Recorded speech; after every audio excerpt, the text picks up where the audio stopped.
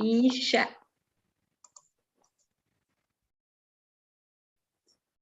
Hola a todos, bienvenidos, bienvenidas, bienvenides a una nueva clase, charla de Caliza Nutrición, la Cátedra Libre de Soberanía Alimentaria.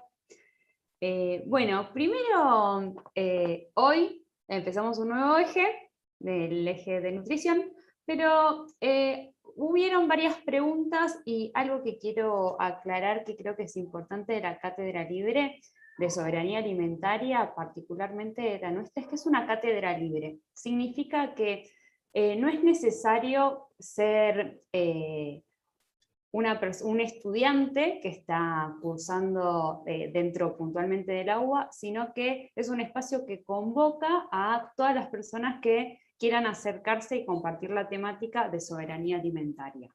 Así que dicho esto, invitarlos siempre a las cursadas de Caliza Nutrición. Bien, como decía al principio, hoy empezamos un nuevo eje de nuestra cursada, el eje de nutrición. Ya nos vamos acercando al último tramo de este lindo recorrido compartido entre todas y todos. Y hoy tenemos un tema muy especial, un tema que se está escuchando mucho en la vía pública, en los diarios, en las redes sociales, que vamos a hablar de etiquetado frontal. Así que bueno, agradecerles por participar de las actividades de este eje de nutrición, que tenían una actividad que era artística, que colaboraron un montón. La idea es el intercambio de esos saberes, de canciones, de fotos, de documentales, y la encuesta que estaba en el campus. Bien, dicho esta breve introducción, darle la bienvenida a Andrea Graciano. Ella es licenciada en nutrición, maestrada en salud pública, y es la que nos va a estar hablando y compartiendo sobre el etiquetado frontal, tema tan actual en Argentina. Bueno, bienvenida. Gracias, Clary. Bueno, tengo acá una presentación para compartir. Me olvidé de ponerle lo del compartido de... Va de nuevo. Vamos a hacer de cuenta que... Ahí va. Compartir sonido. Perfecto.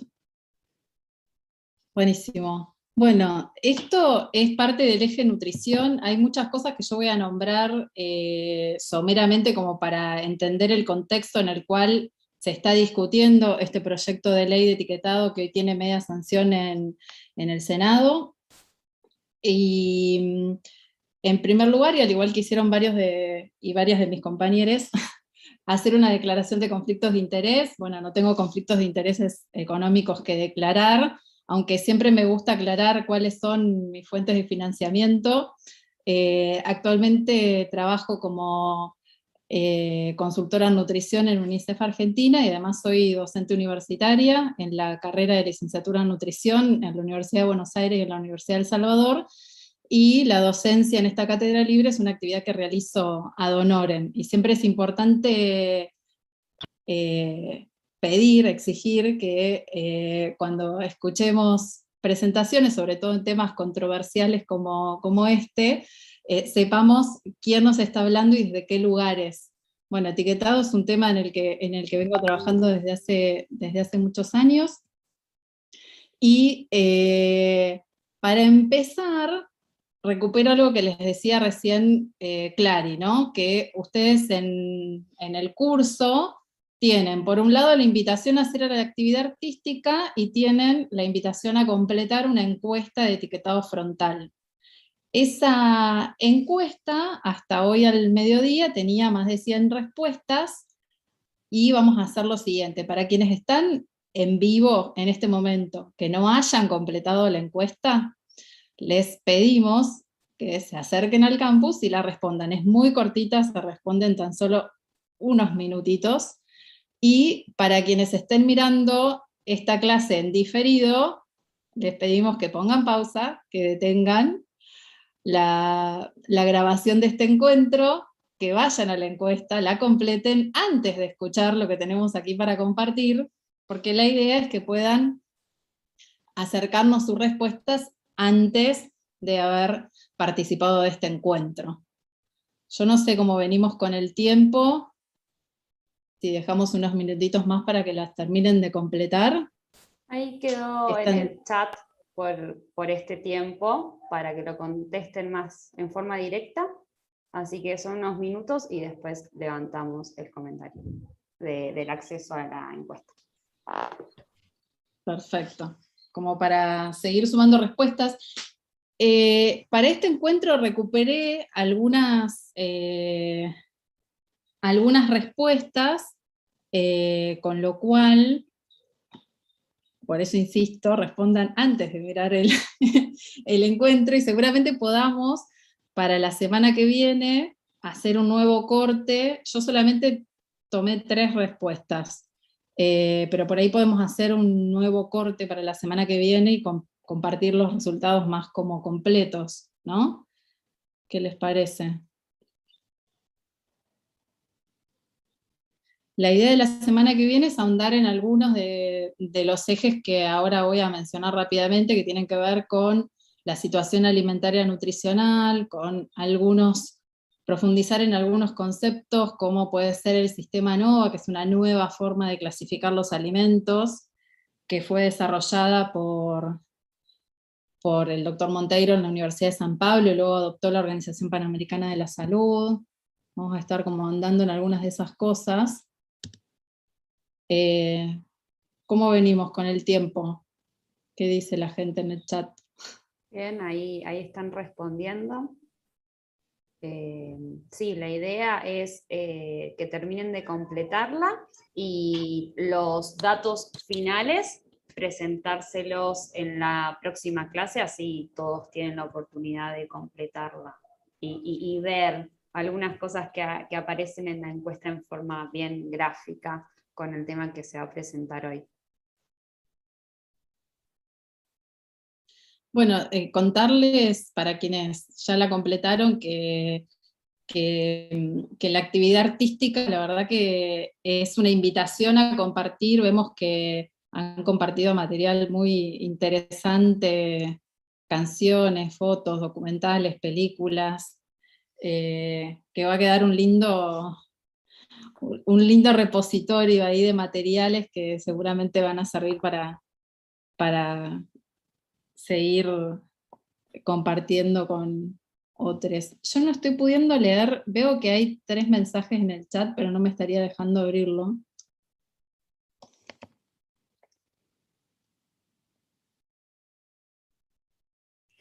Consultan dónde está la encuesta. ¿Vieron en la pantalla que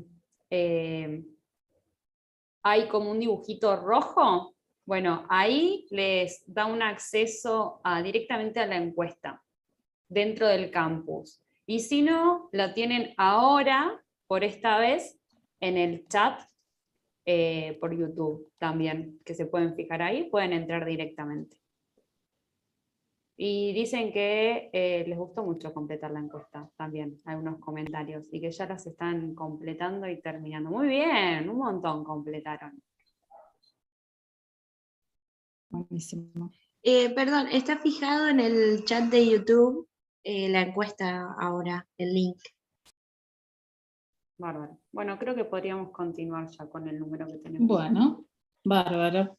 Entonces les anticipo que ahora nos vamos a ir metiendo en este proyecto, de qué se trata, aunque el foco está puesto en la malnutrición y en particular en el abordaje de la malnutrición por exceso, ¿sí? Esa es la fundamentación que lleva a que este proyecto de ley avance. Ahora después nos vamos a meter un poco en la letra chica, pero como vamos a estar hablando de malnutrición, me parecía como importante partir de la base de que la malnutrición, como todo problema complejo, nunca tiene una solución simple, y la idea de este encuentro es quizás dejarles más preguntas que respuestas, ¿no? O sea, acercar algunas reflexiones que permitan seguir sumando a esta comprensión de esta problemática desde las múltiples dimensiones que la atraviesan, ¿no? Y en ese sentido me gusta mucho comenzar con este videíto como disparador. Oh, si se viera sería mejor, ¿no? Ay, no sé qué pasó.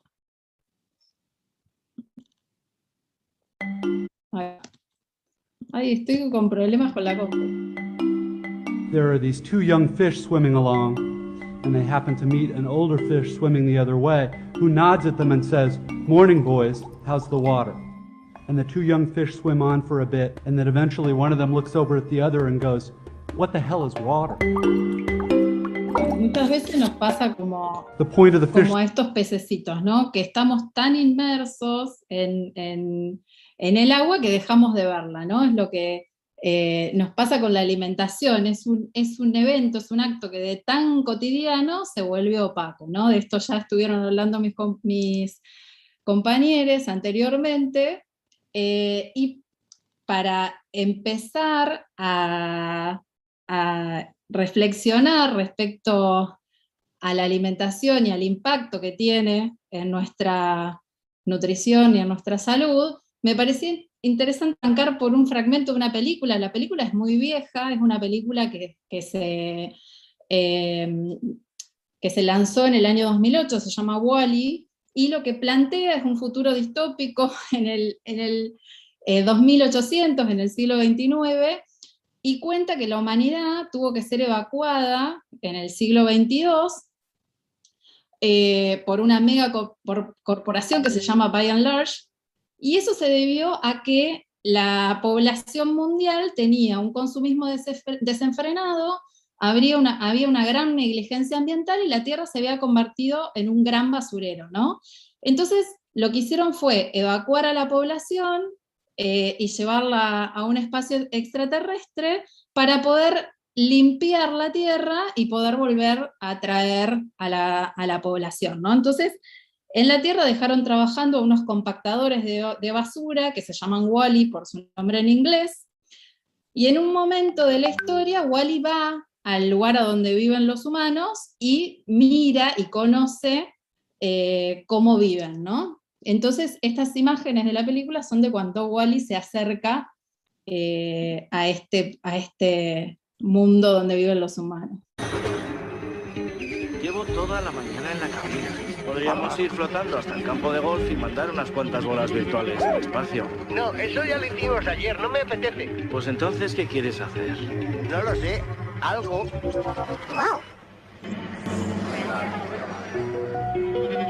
No se cansaban en absoluto. No, no estoy... ¿Así? No. No, no se puede. Pero... Así que hablaremos la semana que viene y veremos. Si no puedes doblar así la pajita, el episodio es bastante malo. Robot, aquí.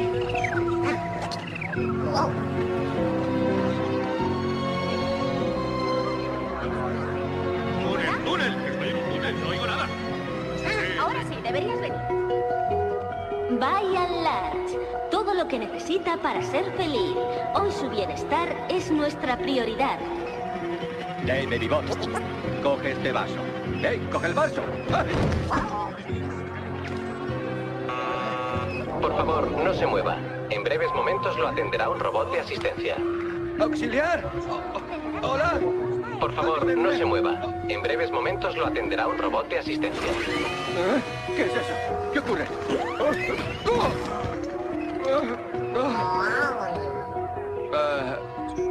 John. No. John. Adiós, Wally.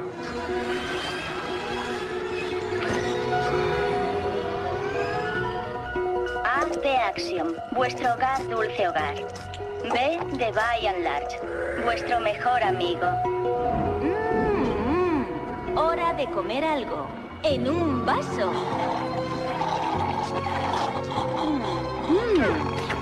Siéntase bella. Eso es horroroso. Qué guapa estás. Yo lo sé, cariño, lo sé. Hombres. Comprador de la Axiom. Pruebe el azul. Es el nuevo rojo. Me encanta. ¿Salir con alguien? No me tires de la lengua. Todas las citas holográficas que he tenido han sido un desastre. Ojalá conociera a alguien. Alguien que no fuera tan superficial, ¿entiendes? Es que ya no quedan hombres como los de antes. Te lo digo yo porque ya he pasado por... ¡Ay, qué es eso! ¿Eh?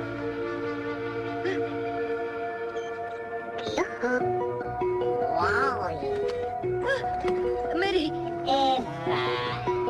¿Qué? Oh, claro, perdona, adelante.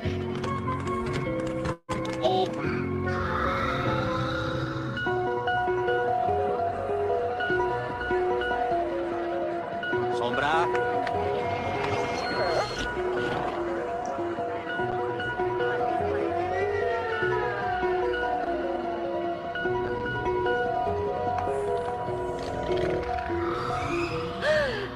No sabía que tuviéramos piscina.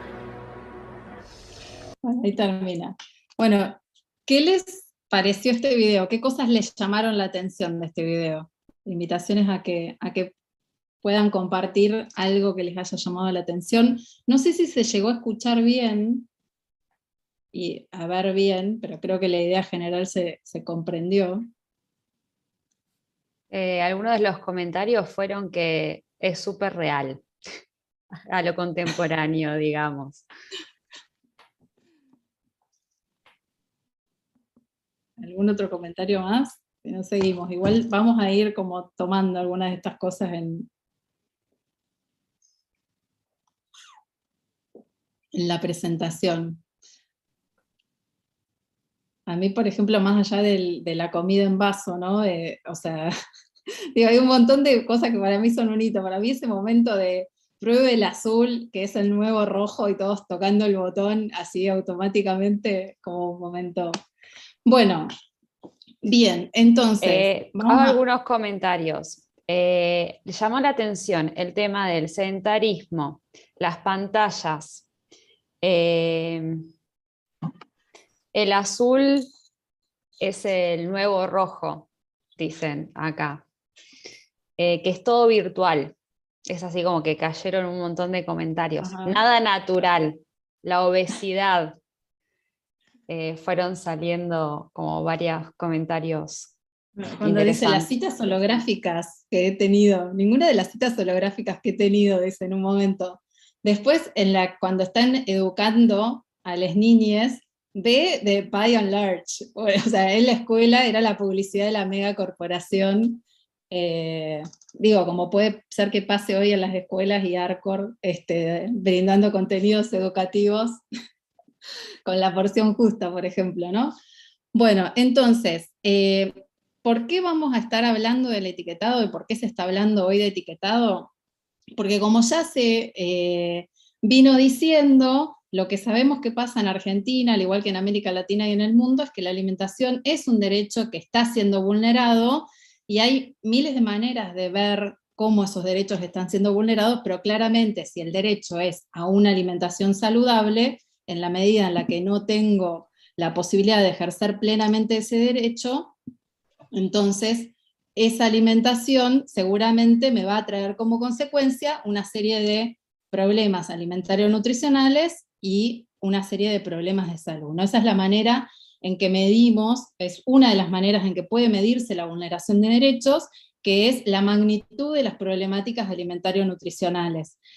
Si bien vamos a abordar esto en el próximo encuentro, sí simplemente decirles que la principal causa de morbimortalidad a nivel mundial es la malnutrición, y cuando hablamos de malnutrición estamos hablando de un concepto que es muy amplio, porque la malnutrición comprende distintos tipos de situaciones. Cuando hablamos de malnutrición estamos hablando de situaciones por carencias, como situaciones por exceso, como cualquier tipo de desequilibrio que se puede producir en la ingesta de energía y o de nutrientes. Y podemos resumirlos o abarcarlos, como dice la Organización Mundial de la Salud, en tres grandes grupos. por un lado, lo que serían las situaciones de malnutrición por déficit, que comprenden la desnutrición, que bueno, tiene como distintos nombres.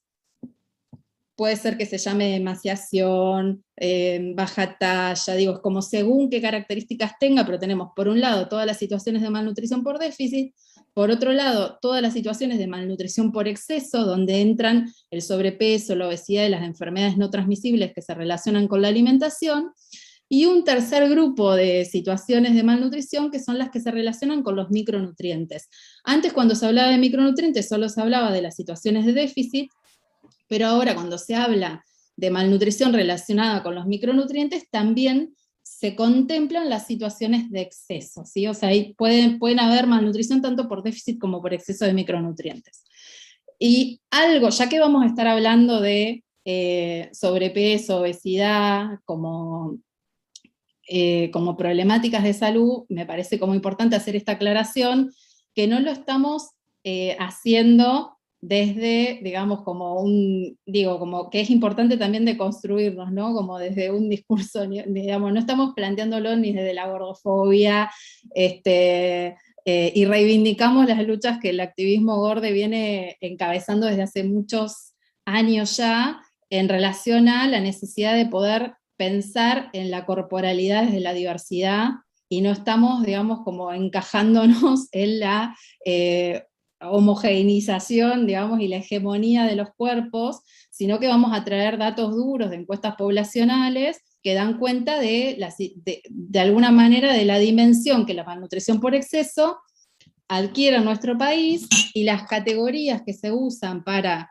clasificar la malnutrición por exceso que van a ser la categoría de sobrepeso y de obesidad, pero vamos a estar tomando los datos, lo vamos a hacer incluso la semana que viene en profundidad, los datos duros de las encuestas poblacionales, y no desde un lugar de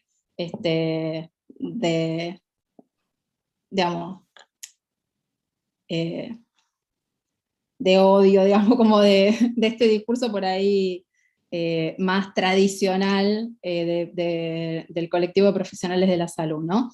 Entonces, como para entender cuál es la prevalencia de la malnutrición, tomo un ejemplo que es una encuesta poblacional, que es la Encuesta Nacional de Nutrición y Salud, y un grupo etario, que es el grupo de 5 a 17 años, y les muestro que, según los resultados de esta encuesta, 4 de cada 10 niños, niñas, adolescentes tienen exceso de peso, versus menos de 4 de cada 100 que tienen bajo peso, y menos de 2 de cada 100 que tienen baja talla, ¿sí? Esto como para poder dimensionar que la malnutrición en nuestro país adopta múltiples caras, pero la más prevalente es la malnutrición por exceso. Y esto que se ve en este grupo etario también se repite para el resto de los grupos etarios, y de hecho es una problemática que viene aumentando de manera sostenida y sistemática.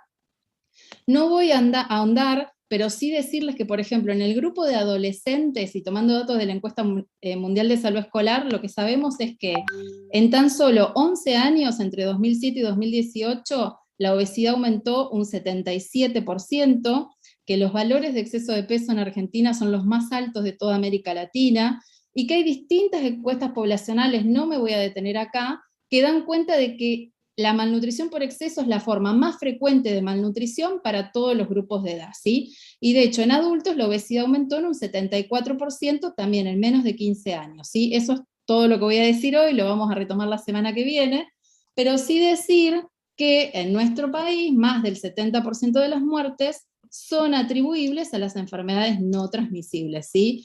Que son enfermedades que se pueden prevenir a través de políticas públicas, y acá es donde entra el etiquetado frontal como una de las políticas públicas que podría permitir, digamos, modificar esta situación, ¿sí? Y algo importante para decir, ya que estamos hablando de malnutrición por exceso, es que hay como un viejo paradigma de que la malnutrición por exceso se asocia digamos, como a la abundancia, y en realidad lo que hoy sabemos es que la malnutrición por exceso convive también con el hambre, y afecta con mucho más fuerza a la población más vulnerable, y en particular a la población con menor nivel socioeconómico. Y estos son resultados de una encuesta, de un análisis que hizo FIC Argentina y UNICEF Argentina, que da cuenta que en adolescentes, quienes tienen un nivel socioeconómico más bajo tienen un 31% más de probabilidades de tener sobrepeso que quienes tienen un nivel socioeconómico más alto, ¿sí? Esto mismo también encontró la Encuesta Nacional de Nutrición y Salud. De todo esto solo voy a decir una frase que es: en los grupos de menores ingresos se encontró que había un 21% más de obesidad que en los grupos de los quintiles de ingresos más altos, ¿sí? Y este es un informe que hicieron varias agencias del sistema de Naciones Unidas, que lo que analiza es precisamente la desigualdad en el contexto de los sistemas alimentarios. Y lo que se vio es que las desigualdades sociales y económicas, que es una característica de América Latina, de hecho la región de las Américas es la región más desigual del mundo, que esas desigualdades son precisamente las que agravan el problema de malnutrición y que afectan particularmente a ciertos grupos que son los que tienen mayor vulnerabilidad, ¿no? Como las personas pobres, niños, niñas, los miembros de los pueblos indígenas, quienes viven en la ruralidad.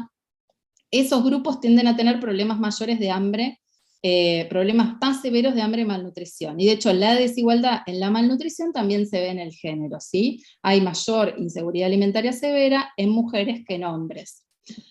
Ahora bien, los problemas de malnutrición, dice este mismo informe, son la consecuencia de la transformación de los sistemas alimentarios. Solemos decir que los sistemas alimentarios están en crisis, y es precisamente esta transformación de los sistemas alimentarios los que han venido determinando qué cantidad, qué calidad y qué diversidad de alimentos se encuentran disponibles para el consumo humano.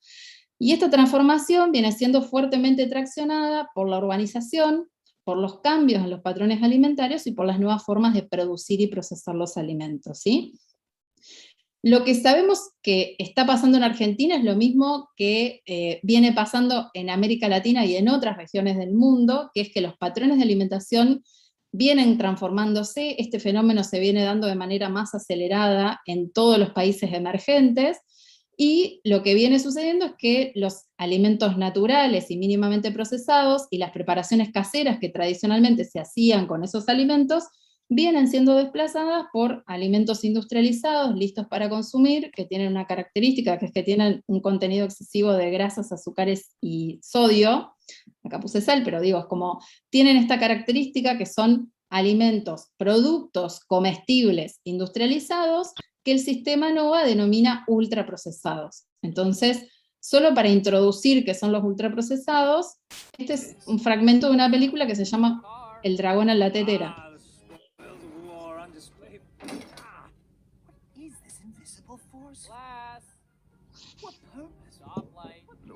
Les hago la introducción. Ese dragón estuvo 1000 años encerrado en una tetera. Esto que están viendo es lo que le sucedió al dragón apenas salió. Se encontró con un mundo que había cambiado mucho. Entonces, todo le llama la atención y le pregunta a quien abrió la tetera qué es eso que está viendo, ¿no? Entonces, acá Dean le explica. Uy, va de nuevo.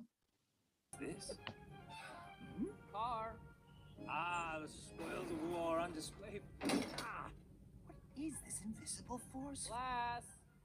What purpose? Stoplight. What in the world? Food. Ice cream. How is this even? Electricity. Look, I know it's all amazing. Amazing? When you've been around as long as I have, there's virtually nothing in this world that could have made... Ooh, shrimp chips. Peasant food, no doubt. Magnificent. Okay, we're here. Bueno, ahí tenemos, eso es un producto ultraprocesado, es un producto envasado que se puede consumir en cualquier lugar, en cualquier momento, incluso caminando en la calle, que es muy agradable al paladar. Precisamente esto de que tenga un exceso de grasas, azúcares y sodio hace que sea lo que llamamos altamente palatable, ¿no? Tiene una alta palatabilidad, o sea, es muy sabroso, y eso hace que sea casi adictivo, ¿no? Entonces, ¿qué le pasa al dragón un poco más avanzada la película? ¿Con qué se encuentra?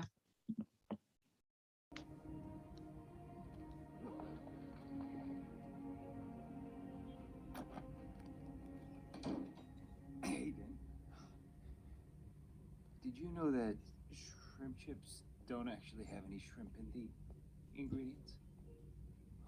El dragón descubre que esos chips de camarón, que eran, digamos, su producto favorito, en realidad cuando mira el listado de ingredientes, descubre que no tienen camarón. Y lo dice con mucha desilusión, y esa es una característica que tienen los ultraprocesados. En esto nos vamos a detener, pero una característica, digo, la semana que viene nos vamos a detener, pero una característica que tienen los productos ultraprocesados es que tienen un listado enorme de ingredientes. La forma más rápida de identificar cuáles son los ultraprocesados es cuando tienen 5 ingredientes o más, y en general muchas veces no tienen ese producto por el cual lo ofrecen, ¿no? Por ejemplo, un jugo en polvo de durazno que no tiene durazno, ¿no? Digo, como estos chips de camarón que no tenían camarón, ¿no? O sea, tienen sabor a camarón, tienen olor a camarón, como pasa acá, tienen sabor, olor, tienen un montón de cuestiones que nos hacen creer que estamos consumiendo ese producto, pero en realidad no tienen por ahí nada del alimento original, ¿no? Y en esto de que nuestros patrones de alimentación vienen cambiando, parece importante resaltar que cada vez hacemos más comida fuera del hogar, ya sea por cuestiones laborales o digo, ahora con el regreso a la presencialidad esto vuelve a suceder, ¿no? Hubo un cambio a raíz de la pandemia, pero que por horario escolar, jornada completa y demás, y tenemos una característica que es este picoteo, snaqueo, permanente, continuo, constante, en cualquier momento, en cualquier lugar, y lo que en general se consume en esas instancias de comidas informales son estos productos ultraprocesados, ¿no? Hacemos menos comidas en el hogar, y las comidas que hacemos en el hogar le dedicamos menos tiempo, y hay una omnipresencia de la publicidad de alimentos y bebidas que también se va adaptando, o sea, cambian los tiempos, y se van adaptando, van migrando, al igual que van migrando los consumos, entonces cambian los consumos de niños, niñas, adolescentes, dejan de mirar televisión y pasan a consumir videos, o internet o redes sociales, entonces la publicidad migra, y cuando uno analiza qué se publicita, solo por darles un ejemplo, este es un estudio que hizo UNICEF, que analizó la exposición de niños, niñas, adolescentes al marketing digital de alimentos y bebidas en Argentina. Lo que se encontró es que 8 de cada 10 niños, niñas, adolescentes refirieron estar muy expuestos a publicidades cuando navegaban por internet o usaban sus redes sociales. De ellos, 1 de cada 4 recordaba haber visto publicidades de alimentos y bebidas, y 1 de cada 2 refirió haber pedido a su padre, madre, adulto cuidador que le compre un producto porque lo vio, porque vio una publicidad. Esto como para que dimensionemos el impacto que tiene la publicidad en nuestras decisiones de compra. Y también hay otra cosa que se suele poner, digamos, en cuestión, que acá lo cuenta Mayra Arena, no sé si la conocen. Les cuento, Mayra Arena se hizo muy conocida a raíz de una charla TEDx que ella hizo, que se llama ¿Qué tienen los pobres en la cabeza? Mayra se quedó en una villa de emergencia de Bahía Blanca, hija de una madre adolescente, ella a su vez fue madre adolescente también, luego empezó a estudiar ciencias políticas, digamos, o sea, tiene como una historia de vida muy particular, pero ella habla de la pobreza desde el hecho de haber, digamos, de haberla vivido en primera persona, ¿no? No sé si no la conocen, acérquense a sus charlas, que son unas cuantas, y de este es el primer minuto donde ella cuenta algo que pasaba cuando era chica.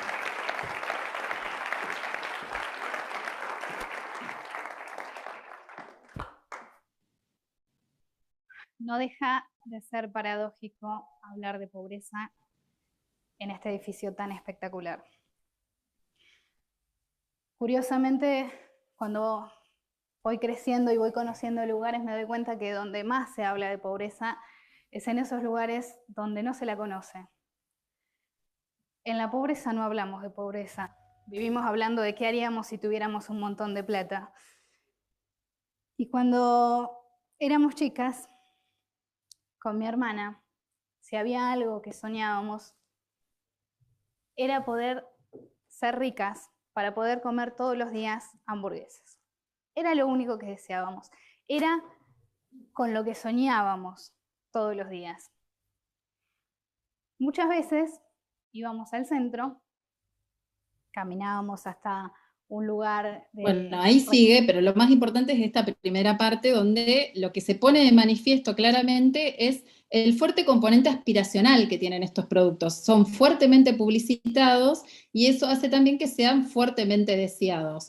Y digo, me parece interesante porque es algo que muchas veces no dimensionamos como el impacto que tiene en la construcción de sentido y en como el deseo de consumir ciertos productos por la gran publicidad que tienen, ¿no? Y en particular, en el estudio de UNICEF también se analizó eso, qué producto se publicita, y lo que se encontró es que todos los productos publicitados tenían exceso de grasas o azúcares o sodio, o sea, tenían exceso en alguno de estos nutrientes críticos que se llaman críticos porque tienen un impacto negativo en la salud de las personas, ¿no?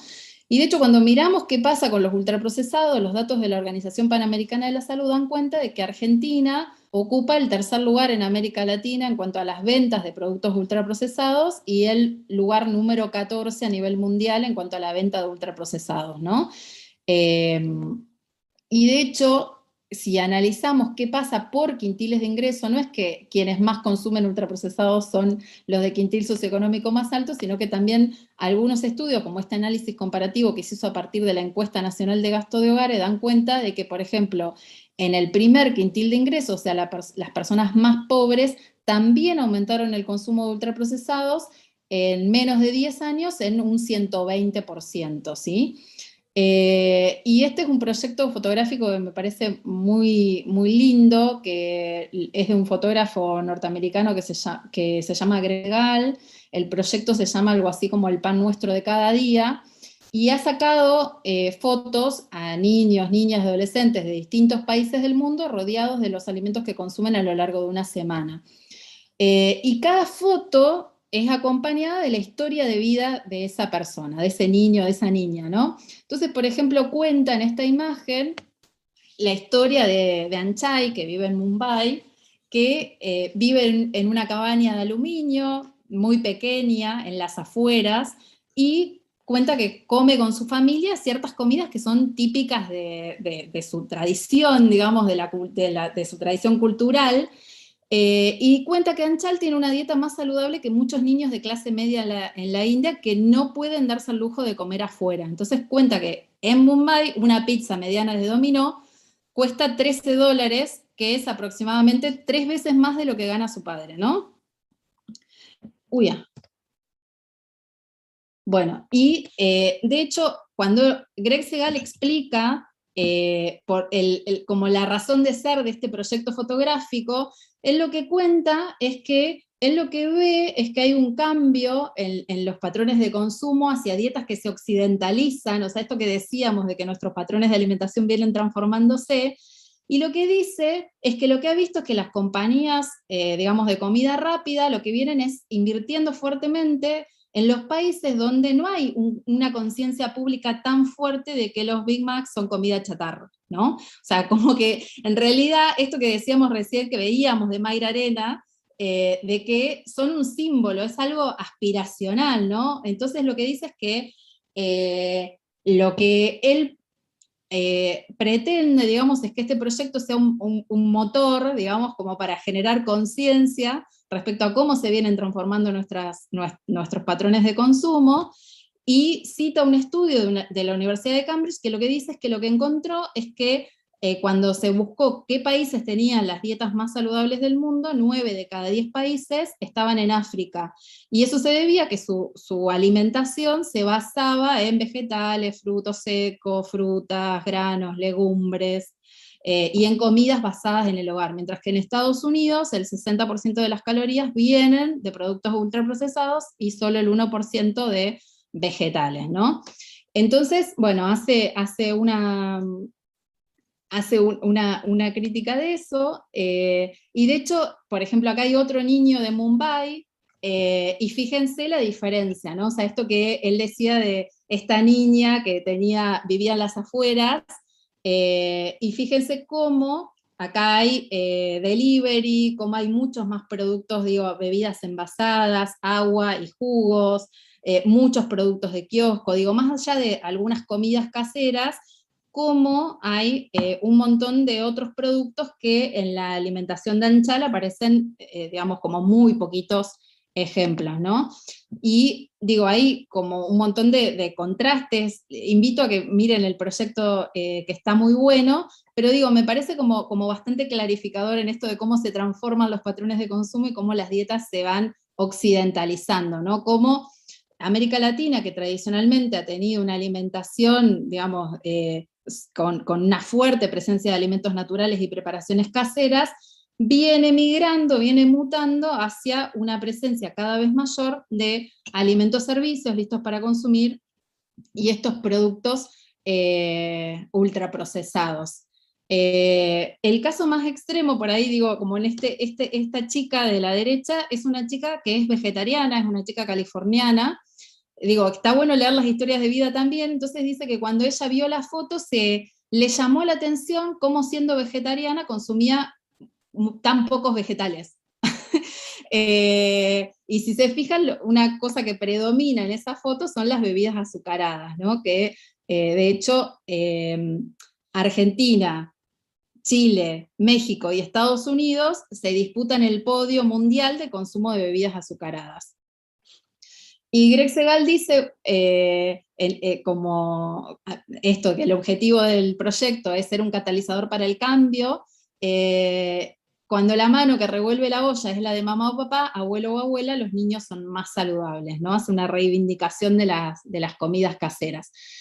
Todo esto para llegar a la transformación de los patrones de consumo, a entender de que necesitamos mirar la nutrición desde un paradigma o un contexto de los sistemas alimentarios a los que hacíamos referencia antes, y en ese sentido me parece importante poner el foco en esto, que dentro de los sistemas alimentarios podemos decir que hay como 3 grandes elementos. El primero, que es la cadena de suministro, son todas las etapas desde que se produce hasta que se consume. El último, que es el comportamiento de los consumidores, es fundamental entender que nuestros comportamientos están influidos por nuestras preferencias personales, pero están determinados por los entornos en los que estamos inmersos, y los entornos en los que estamos inmersos, que sería el otro de los componentes de los sistemas alimentarios, pueden ser saludables o no saludables, y pueden propiciar opciones alimentarias nutritivas o pueden promover elecciones no saludables. Por eso es tan importante tener esta mirada de que como consumidores estamos insertos en entornos que van condicionando y determinando nuestras elecciones y nuestros consumos alimentarios, y que el foco de las transformaciones debiera estar puesto acá, en la transformación de los entornos, ¿no? Estos son conceptos que aparecen en varios textos de publicaciones de Naciones Unidas, por ejemplo que es el Informe Anual de la Infancia de UNICEF, donde caracteriza los entornos no saludables como desiertos o pantanos alimentarios, precisamente porque son zonas donde las posibilidades de obtener alimentos saludables son pocas o ninguna, en el caso de los desiertos, o bien en los pantanos, las posibilidades de obtener comida rápida y comida basura son mayores que las de obtener comida sana, ¿no?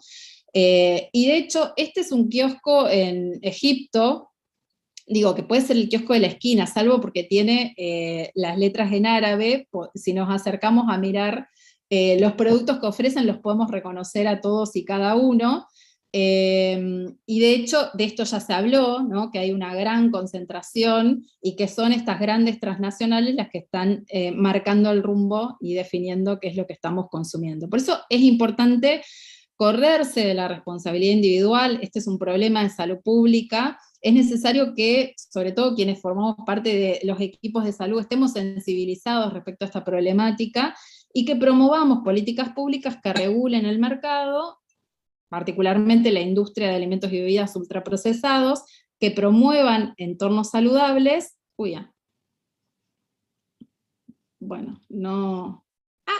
Y que reduzcan la inequidad social, ¿no? Políticas públicas hay un montón, podemos recuperarlas la semana que viene, pero digamos como que algunas tienen que ver con aumentar la disponibilidad de alimentos saludables y otras tienen que ver con cambiar las percepciones que tenemos como consumidores y el conocimiento que tenemos respecto al grado de procesamiento de los alimentos. Y es precisamente dentro de estas políticas públicas donde aparece el etiquetado frontal como una de las medidas necesarias para poder transformar esta realidad, ¿no? En ese sentido hay seguramente vieron, esto forma parte de una campaña nacional que impulsaron 5 organizaciones de la sociedad civil, FIC Argentina, FAGRAN, la Federación Argentina de Grados de Nutrición, Consumidores Argentinos, Fundeps y Sanar, buscando instalar en la agenda pública la necesidad de que se sancione este proyecto de ley, que el proyecto tiene un eje que es el etiquetado frontal, aunque no es el único, y en ese sentido me parecía como importante arrancar, digamos, como esto, ¿qué nos pasa hoy cuando vamos a las góndolas, ¿no? O sea, hoy cuando nos acercamos, por ejemplo, a elegir un queso, nos encontramos con una gran variedad de marcas, digo, de opciones que muchas veces pertenecen a las mismas marcas, ¿no? Pero, digo, tenemos opciones y muchas veces elegimos productos por el precio, ¿no? Entonces, esta foto es re vieja, por eso los precios están bajos, pero, digo, como por ejemplo, esta opción, ¿no? Tenemos en la góndola de los quesos rallados un producto que dice rallado, se llama, la marca es La Quesera, tiene un cuenco de queso rallado, pero cuando miramos la letra pequeña, en realidad es un aderezo a base de queso procesado con almidón rallado y deshidratado, ¿no? Entonces, lo que nos pasa hoy cuando nos acercamos a la góndola es que nos encontramos con que los alimentos se convirtieron en ovnis, como dice Fischler, en objetos comestibles no identificados, ¿no? Entonces no sabemos qué es lo que estamos comprando. La realidad es que esos productos cumplen con una normativa enorme que tenemos que regula el rotulado nutricional. O sea, hoy en Argentina hay distintas normativas que establecen cuál es la información que obligatoriamente debe estar en las etiquetas de los productos. Algunas son propias del país, pero muchas son resoluciones conjuntas a nivel Mercosur. Y en definitiva, hay una definición del rotulado. Lo que plantean es que precisamente el rótulo es la principal herramienta de comunicación entre el elaborador y el consumidor, y lo que debe es evitar una descripción errónea del alimento o que la información resulte falsa, equívoca, engañosa o carente de significado, ¿sí? O sea, hay un montón de información que es obligatoria que esté en los envases de los productos, y dentro de esa información hay información específica que hace referencia al contenido nutricional, y dentro de eso hay un montón de nutrientes que es obligatorio declarar, excepto los azúcares simples, que esos, o sea, sí es obligatorio declarar los carbohidratos, pero no es obligatorio declarar los azúcares. Entonces, esa es una de las cosas que está prevista en el proyecto de ley, ¿no? Que se incluya la obligatoriedad de la declaración del contenido de azúcares, ¿sí? Eso es algo que hoy no es obligatorio. Y el rotulado tiene una característica que es difícil de encontrar, que está en la parte trasera, que tiene letras muy pequeñas, que es muy difícil de comprender, que se necesita tiempo para procesar la información que está y poder tomar decisiones, o sea, comparar y tomar decisiones. Y en la encuesta que les dimos, bueno, a quienes todavía no la respondieron y lo están viendo en diferido, vayan ahora, este es el momento, no sigan avanzando. Para quienes ya la respondieron, seguimos. Este es un producto, un yogur, o sea, la marca no está en el mercado, pero la información nutricional que contiene es sí como un yogur de los que están hoy en góndola, ¿no? Entonces, la característica que hoy tiene, como decíamos recién, que la información nutricional es obligatoria, pero en general está en la parte de atrás, en letras muy pequeñas, y con un montón de información que nos resulta inentendible, ¿no? Difícil de comprender para el consumidor de a pie, y les invitamos a responder qué pasaba cuando en lugar del etiquetado tradicional se empezaba a utilizar un etiquetado frontal. O sea, un etiquetado es frontal porque es información nutricional que se coloca en el frente de los envases, que lo que permite es aportar de manera simple, sencilla, clara, información que refleja las principales características nutricionales de los productos. La intención del etiquetado es poder brindar información que se mire en pocos segundos y que eso permita orientar la toma de decisiones al momento de la compra, ¿no? Tipos de etiquetados hay un montón. Acá en el ejercicio que les propusimos en el cuestionario, presentamos 3 modelos. El de la izquierda se llama GDA o Guías Diarias de Alimentación con Colores, que es un modelo que impulsa la industria. Como tiene colores, muchos le llaman también semáforo, aunque en realidad el semáforo es la opción del medio. El semáforo es cuando en el frente de los envases se colocan con color rojo, amarillo o verde el contenido, digamos, de ciertos nutrientes, que en general suele ser azúcares, grasa y sal o sodio, y según el contenido que tenga, puede ser que sea excesivo, intermedio o que tenga bajo contenido, ¿no?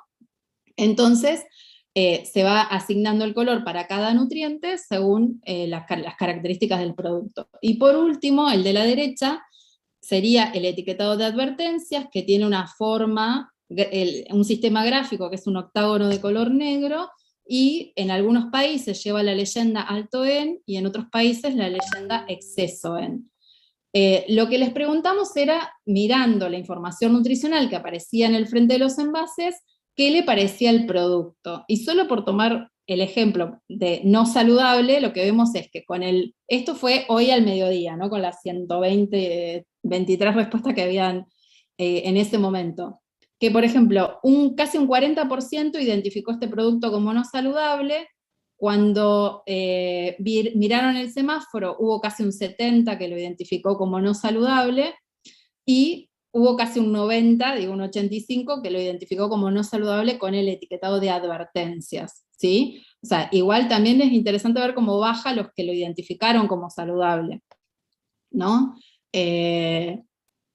Ahora bien, lo que nos pasa hoy es que cuando miramos el etiquetado en las góndolas, eso, es difícil de leer, están letras muy pequeñas, y la realidad es que se destinan muy pocos segundos a elegir un producto en la góndola. En general se destinan entre 4 y 13 segundos, y según datos de la Encuesta Nacional de Nutrición y Salud, solamente el 13% de la población lee y comprende la información nutricional que está en las etiquetas de los productos. Entonces, el etiquetado frontal aparece como una forma de mejorar el acceso y la comprensión a la información nutricional, ¿sí? Porque permite captar rápidamente la atención del consumidor, facilitar la comprensión de esa información nutricional y aumentar las posibilidades de que esa información se tenga en cuenta al momento de tomar una decisión de compra, ¿no?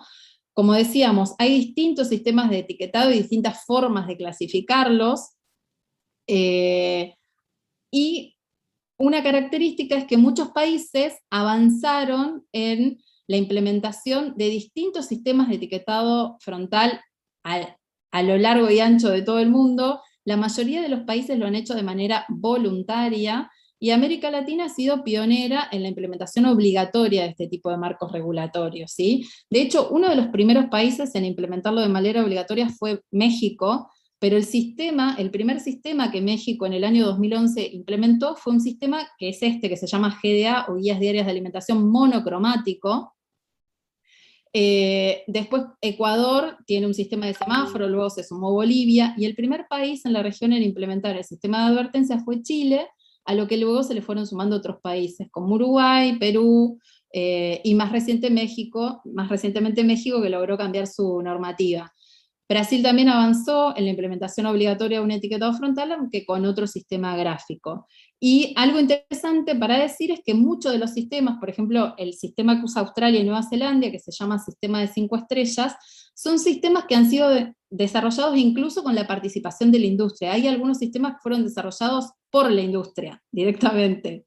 Y lo que pasó, por ejemplo, en Australia y Nueva Zelanda, es que es voluntario, y ¿qué es lo que en la práctica implica eso? Que en general, al ser voluntario, se termina transformando en una estrategia de marketing más, porque las empresas que deciden usarlo son aquellas empresas que venden productos saludables y nutritivos, o sea, cuyos productos rankean entre 4 y 5 estrellas, que son los de mejor calidad nutricional.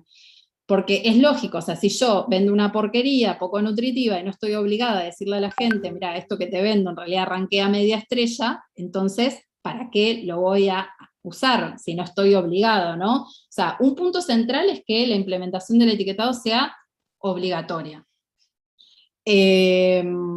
Después, bueno, esto forma parte, Brasil vino durante muchos años trabajando con un sistema de advertencias con una forma triangular. El sistema de octágonos lo que tiene es que remite a la señal pare, y bueno, y en Brasil habían probado que esta era la mejor opción, pero avanzaron con un sistema que es una lupa, creo que no lo puse, pero por el fuerte lobby de la industria alimentaria, ¿no? Porque de hecho, hoy por hoy, lo que es bueno para comer, como bien decían mis compañeros en algunas clases anteriores, es lo que es bueno para vender independientemente de las consecuencias nutricionales, ¿no? Entonces, este video es un video de... Lleva naranja. Primero una naranja. Y a algunos le ponen azúcar. Muy bien. Agua, jugo de naranja. Acidulante, ácido cítrico. Eritorbato de sodio. Maltodextrina. Rocuanato. Pectina cítrica. Yo pensé que era solo jugo de naranja. Ningún producto envasado sustituye a la comida casera. Ahora podés elegir mejor. La mejor receta es que lo hagas vos. Cocinales hoy. Es para siempre. Entrá en unicef.org/Uruguay y conoce algunos consejos de alimentación para que crezcan saludablemente.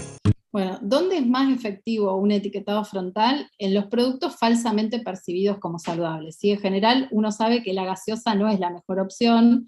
El tema es cuando una madre, un padre, un adulto responsable quiere elegir otra alternativa para nutrir a su hijo, y elige, por ejemplo, un jugo de naranja, ¿no? Digo, un jugo comercial. Entonces muchas veces desconoce que en realidad son productos que, si existiese el etiquetado frontal, son productos ultraprocesados y que tienen exceso en azúcares, por ejemplo, ¿no? Entonces, este proyecto de ley de alimentación saludable viene a aportar luz sobre un montón de todos estos aspectos sobre los que estuve hablando, ¿no? Por un lado, lo que hace el proyecto de ley, digamos, tiene un montón de artículos, y estos son como los principales ejes sobre los que en general se conversa, aunque, digo, les nombré, por ejemplo, lo de la declaración obligatoria de azúcares, que eso pasaría a implementarse a partir de la sanción de la ley, y los tres principales ejes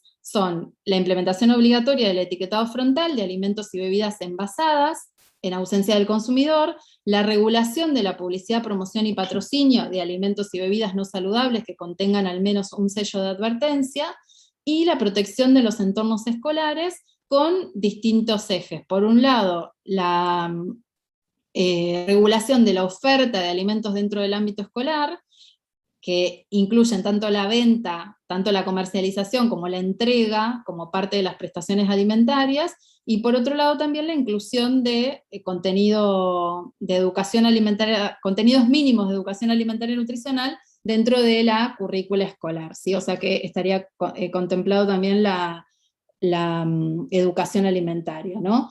Acá lo que les decía, el etiquetado de México, que era el etiquetado GDA, como era antes, versus el etiquetado de advertencias, ¿no? Como para comparar cómo nos brinda o acerca la información nutricional un sistema versus el otro, ¿no?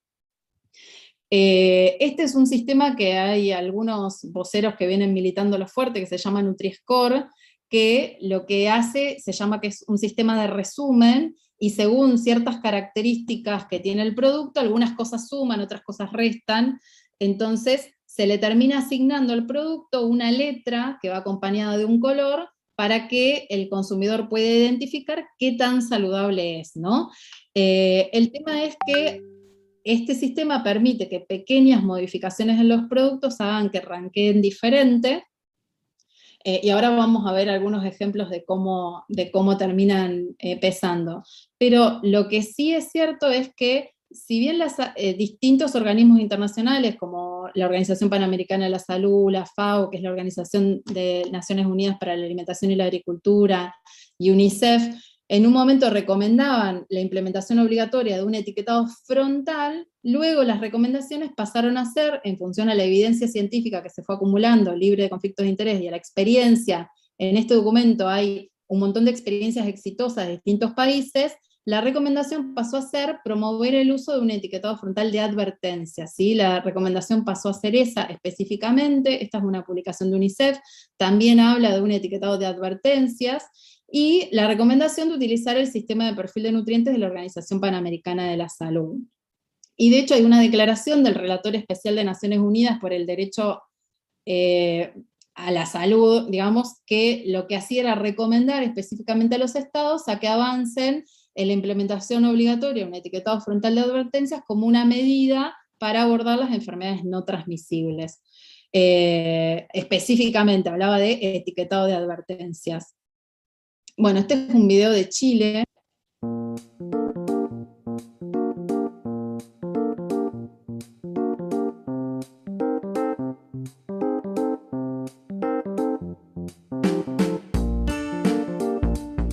Yo soy Florencia. Tomás. Diego. Manuela. Ariel. ¡Ay, qué rico! Estos son porotos buenos. Esto hace bien. Bueno, esto hace bien. Estos son galletas. Esto hace bien. ¿Quién quiere un huevo? Bueno, yo me quiero comer el pan. El queso. Yo me voy a comer esto. Es bueno. No podemos comer sándwich. No tiene las cositas negras. Yo manzana. Yo granada. Yo también granada. No me acuerdo que era el charquicán. Una cosa mezclada con algo. Una sopa. Caldo con papas, carne y arroz. Tomate y lechuga. ¿Por qué no tiene la cosa negra? Todos los que no tienen la cosita negra. Por ejemplo este. Por ejemplo, el pan que me comí. Las frutas. Ahora las comidas malas. Dice alto en grasa. Sí, hay uno. Alto en azúcar, que está mal. Este es malo. ¿Por qué es alto malo? En calorías, alto en grasas saturadas. Y además es una hamburguesa. La hamburguesa hace mal. Esto es malo. Porque tiene alto en grasa, también alto en azúcar, alto en calorías. Estas galletas son insaludables. Porque dice alto en azúcar, alto en grasas saturadas y también alto en calorías. Puedes engordar. Una panza. Los dos son altos. Uno que tenga dos. Los de dos van acá. Dos. Este tiene 150 de grasa. 3. Malo. Yo pensé que tenía 4. Peor. Y con 10. Peorcísimo. Las únicas cosas que son saludables son las que las hacen en casa.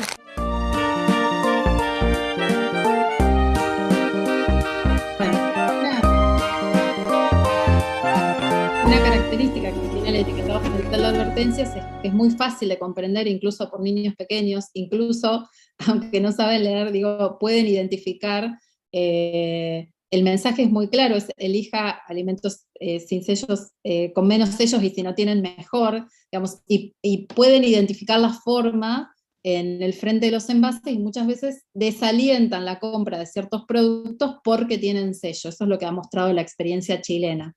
En relación al sistema de perfil de nutrientes hay como distintos estudios, pero yo quería, en relación al Nutri-Score, que era una cosa que nombraba antes, o sea, esto es un trabajo que analiza distintos productos usando distintos sistemas de perfil de nutrientes, ¿no? Y por ejemplo, el aceite de girasol para el Nutri-Score ranquea C, que es la misma letra que reciben las papas de Copetín, ¿no? O sea, digo, como qué impacto puede tener un sistema de perfil de nutrientes, y puede hacer que un producto que uno sabe que es poco saludable porque tiene exceso de sodio, exceso de grasas, exceso de nutrientes críticos, digo, como en este caso las papas fritas, exceso de calorías, queda, digamos, como en el mismo lugar que un producto cuyo consumo uno quiere estimular, como puede ser el aceite, que tiene grasas saludables, quedan como en la misma posición, ¿no?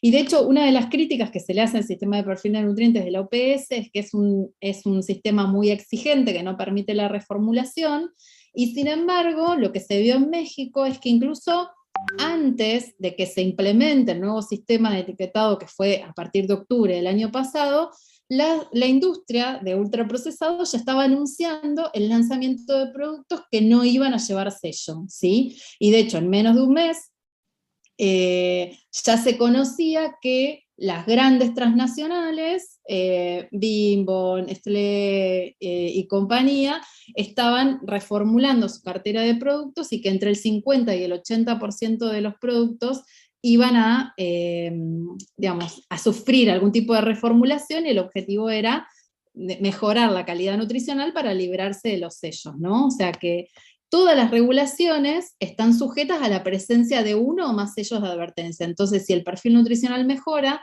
y los productos se quedan sin, no tienen exceso de estos nutrientes críticos, lo que pueden es seguir haciendo publicidad, promoción, patrocinio, etcétera, ¿no? Entonces, lo que ha mostrado la experiencia mexicana es que, aún teniendo el sistema de perfil de nutrientes de la Organización Panamericana de la Salud, la industria ha reformulado los productos y lo ha hecho en tiempo récord. Y de hecho en México lo que decían es que lo que no consiguió en casi 10 años el GDA, o sea, el otro sistema, el sistema, las guías diarias de alimentación, en menos de un mes lo había logrado el sistema de advertencias, aún teniendo el sistema de perfil de nutrientes de la OPS. O sea, para quienes por ahí no están tan en tema, o sea, un sistema de etiquetado tiene dos partes: un sistema gráfico, que es lo que venimos viendo, o sea, una imagen que se coloca en el frente de los envases, y el sistema de perfil de nutrientes sería lo que no se ve, que serían los criterios que determinan cuándo un producto tiene que llevar o no el sistema gráfico. Entonces,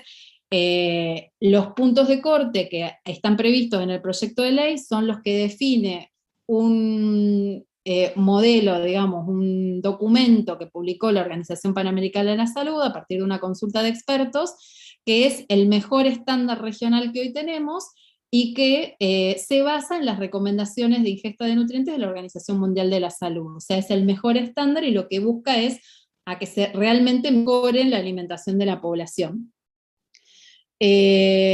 Bueno, además de la información obligatoria, el rotulado tiene una serie de elementos que llamamos persuasivos, porque la presencia de personajes infantiles, la presencia de frutas, la referencia a que el producto es natural o casero, que se le añadan ciertos nutrientes como por ejemplo vitamina C, que se haga referencia a la salud, a la nutrición, a la fibra, o que se asocien los productos con felicidad, diversión, juego, lo que logran es que capten la atención, que generan expectativas, que influyan fuertemente en la percepción. De hecho, por ejemplo, lo que se ha visto es que la presencia de personajes infantiles aumenta en un 37% las ventas de los productos.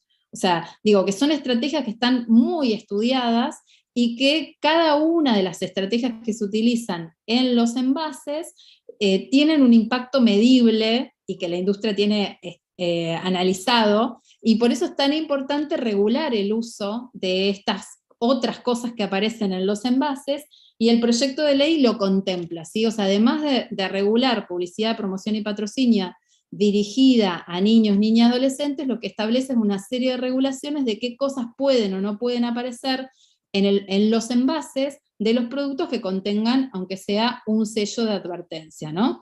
Y de hecho, es lo que pasó, por ejemplo, en Chile, y es lo que está pasando en México, que la presencia, o sea, si el producto tiene, aunque sea un sello, no puede usar estos otros ganchos comerciales, como pueden ser estos personajes característicos como el tigre Tony o cualquier otra caricatura o dibujo infantil, ¿no? Y también se regulan otras cuestiones como la entrega de premios, o la posibilidad de participar de concursos, o estas otras cosas que suelen aparecer como ganchos para comprar productos, ¿no? Bueno, un video comparando el sistema que tenían y que ellos querían promover.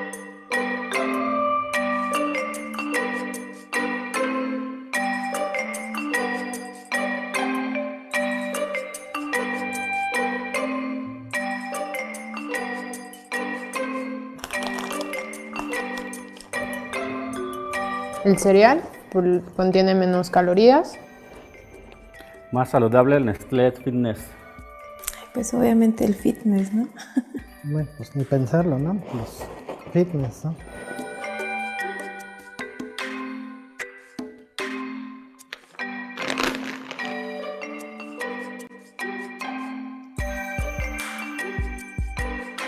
Creo que ninguno.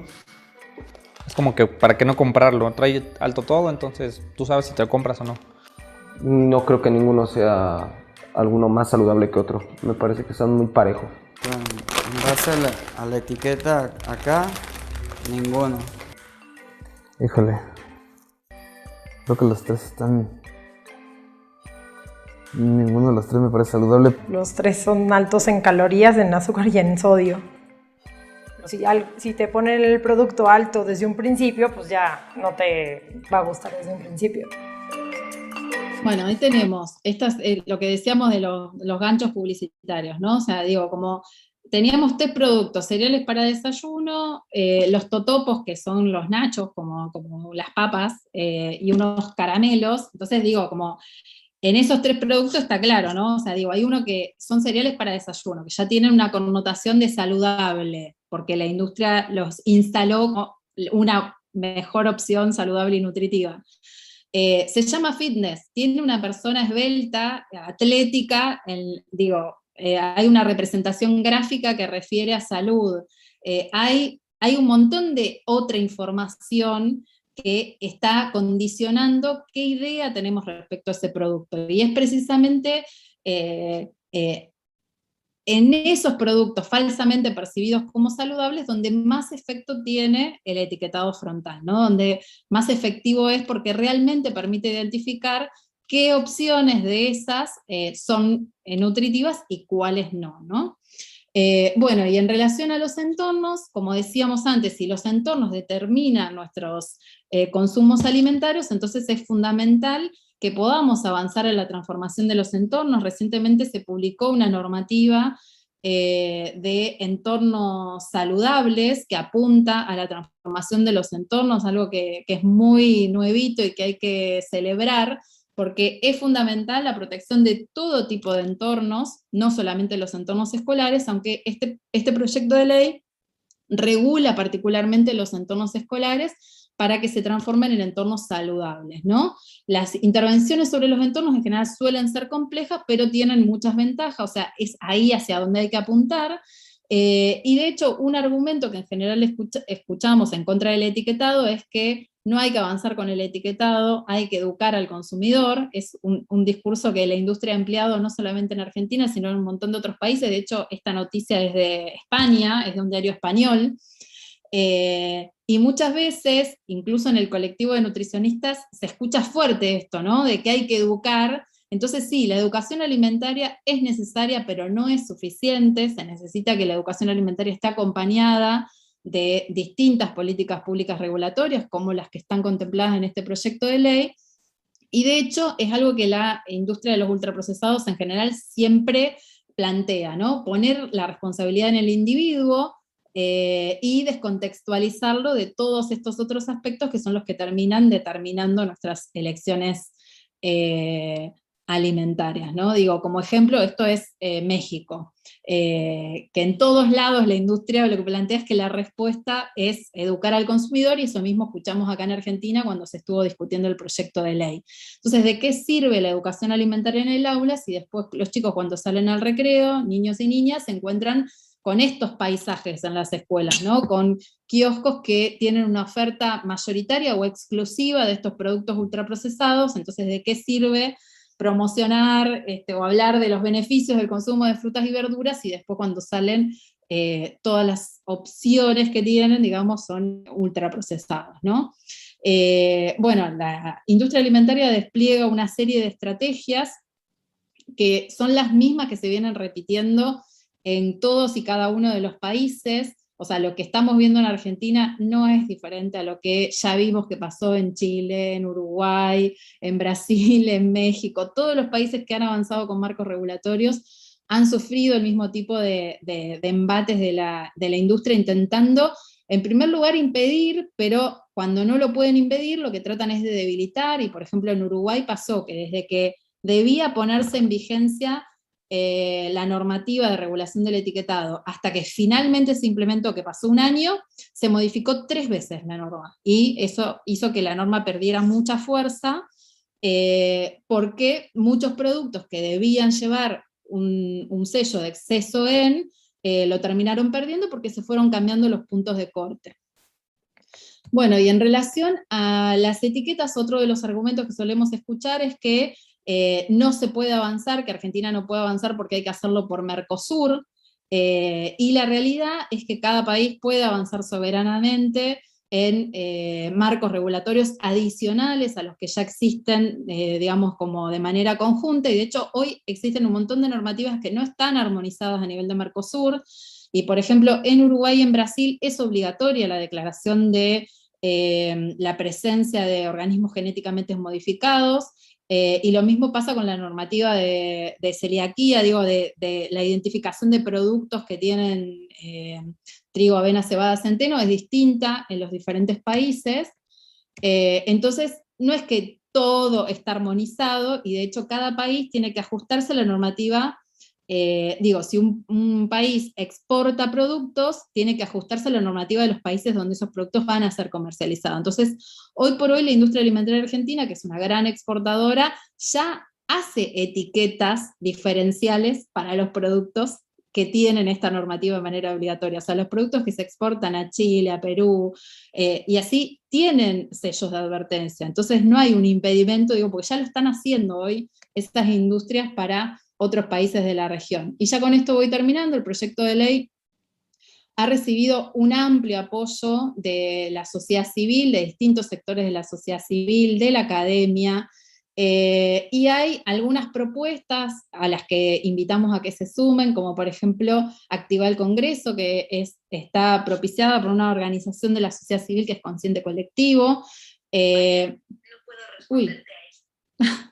Y pueden ingresar a activaelcongreso.org. Acá de esta página, etiquetadoclaroya.org, pueden descargar un montón de materiales como para, de la campaña, como para seguir difundiéndola. O sea, estas son las 2 páginas, como para que puedan, en Activa el Congreso, pueden escribirle de manera directa a legisladores para solicitar que apoyen el proyecto de ley, sobre todo a quienes todavía no se han manifestado públicamente. Y después hay un montón de otras herramientas que están buenas para conocer y para usar, como por ejemplo un filtro de Instagram que pueden usar para sumarse a la campaña. Está, por ejemplo, el proyecto Squatter, que es un movimiento contrapublicitario que tiene un montón de propuestas, digamos, que ayudan a visibilizar la necesidad de avanzar con este proyecto de ley, y de hecho han impulsado una campaña que se llama Etiquetalo Vos, donde invitan a la población a que etiqueten los productos y que suban las imágenes a las redes sociales, siempre con el hashtag etiquetado claro ya, ¿no? Consciente Colectivo también tiene este filtro, que es un filtro de Instagram para ponerse etiquetas o ponerle etiqueta a los productos. Y bueno, recordar esto, ¿no? Que es política toda actividad que tiene efectos concretos en el modo que vivimos como sociedad, y en ese sentido es importante involucrarnos como sujetos que somos, como ciudadanos que somos, para exigir que este proyecto sea ley. En relación al contexto actual, o sea, yo les había anticipado que el proyecto de ley tiene media sanción del Senado, que tiene dictamen por mayoría de la Cámara de Diputados, y que está a la espera de que se defina una fecha para su tratamiento en el recinto, ¿no? Se supone que la próxima vez que haya sesión en la Cámara de Diputados va a ser incluido dentro del temario. Vamos a ver qué sucede con eso. No sé si quieren sumar algo más, y después ya está la frase de cierre, o si quieren que también tomemos las preguntas. Había varias consultas en cuanto a lo que acabas de presentar de quiénes eran los que, dónde se podían adquirir los filtros, las imágenes de las campañas, cuáles eran las organizaciones. Creo que si podés volver un poco atrás y dejarlas unos minutos, eran varias consultas que había en general. como para poder Entran a la compartir ese página mismo de- contenido. Uy, esperen que... Y después otra de las preguntas en base a lo que estabas planteando del contexto político, consultaban si hay alguna novedad en cuanto a que se traten diputados la ley y plantean el tema de las elecciones, digamos. Bueno, acá en esta página que es etiquetadoclaroya.org van a encontrar todos los materiales de la campaña y van a encontrar los datos de contacto de las 5 organizaciones que están impulsando el proyecto. Ese sería como el dato más puntual y específico. Lo de la fecha, originalmente el dictamen de...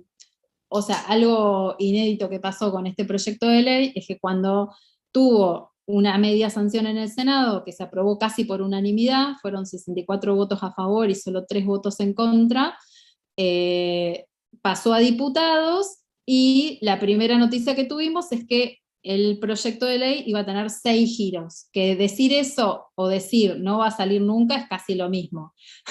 Luego se redujo a 3 comisiones, o sea que los giros son la cantidad de comisiones que tienen que tratar, discutir el proyecto de ley, ¿no? Luego se redujo a 3 y finalmente quedaron 4 comisiones.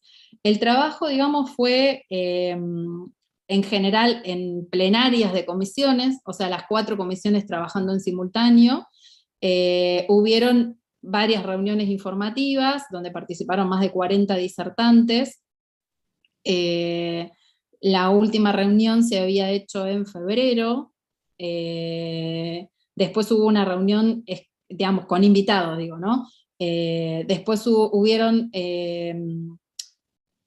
2 reuniones más, si no me equivoco, y finalmente el 13 de julio se trató en plenaria de comisiones y hubo dictamen por mayoría. O sea, ya con ese dictamen se habilitaba su tratamiento en el recinto, y lo primero que se barajó es la posibilidad de que el proyecto se tratara a principios de agosto.